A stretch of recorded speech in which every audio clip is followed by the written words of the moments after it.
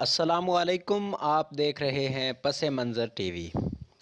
عافیہ صدیقی کی زندگی کی مکمل کہانی کے ساتھ آپ کو خوش آمدید۔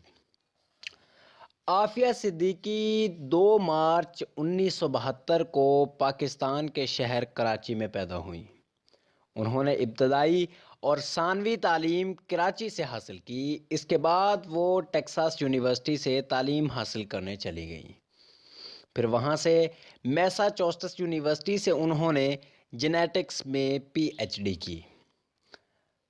وہاں سے وہ وطن واپس آ گئیں۔ 2002 میں پھر امریکہ چلی گئیں۔ اس دوران انہوں نے میری لینڈ میں ڈاک ڈبہ کرائے پر لیا اور پھر 2003 میں کراچی واپس آ گئیں۔ ایف بی آئی نے شک کا اظہار کیا کہ یہ ڈاک ڈبہ کسی القاعدہ کے آدمی کے لیے لیا گیا تھا۔ امریکی میڈیا میں عافیہ صدیقی کے حوالے سے خبریں شائع ہوئیں تو انہوں نے کراچی میں روپوشی اختیار کر لی۔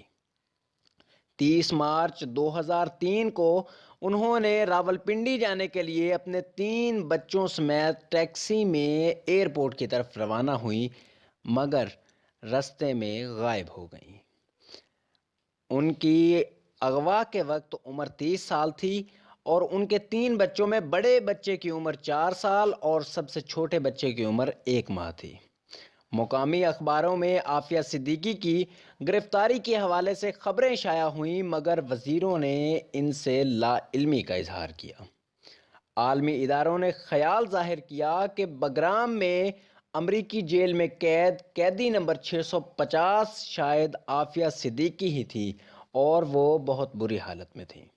جب پاکستانی اخبارات میں بہت زیادہ شور برپا ہوا تو امریکہ نے اچانک اعلان کیا کہ 27 جولائی 2008 کو عافیہ صدیقی کو افغانستان سے گرفتار کر کے امریکہ بھیج دیا گیا ہے تاکہ وہاں ان پر دہشت گردی کا مقدمہ چلایا جا سکے۔ انسانی حقوق کی تنظیموں نے امریکی حکومت کے اس دعوے کو ناقابل یقین قرار دیا۔ افغانستان میں امریکی فوجیوں نے ان کو گولیوں سے شدید زخمی کر دیا تھا، لیکن ان پر مقدمہ بنایا گیا کہ انہوں نے امریکی فوجیوں پر گولی چلائی تھی، جس کے جواب میں امریکی فوجیوں نے ان پر فائرنگ کی جس سے وہ شدید زخمی ہو گئیں۔ اگست 2009 میں سابق وزیر اعظم سید یوسف رضا گیلانی نے بتایا کہ حکومت $2 ملین 3 امریکی وکیلوں کو دے گی جو عافیہ صدیقی کی امریکی عدالت میں پیش روئی کریں گے۔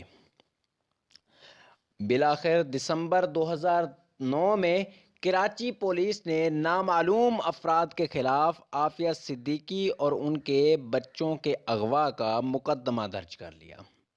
ستمبر 2010 میں حکومت پاکستان نے یہ دعویٰ کیا کہ امریکی حکام سے عافیہ صدیقی کی باعزت رہائی اور وطن واپسی کے لیے خط لکھ کر مطالبہ کیا گیا ہے۔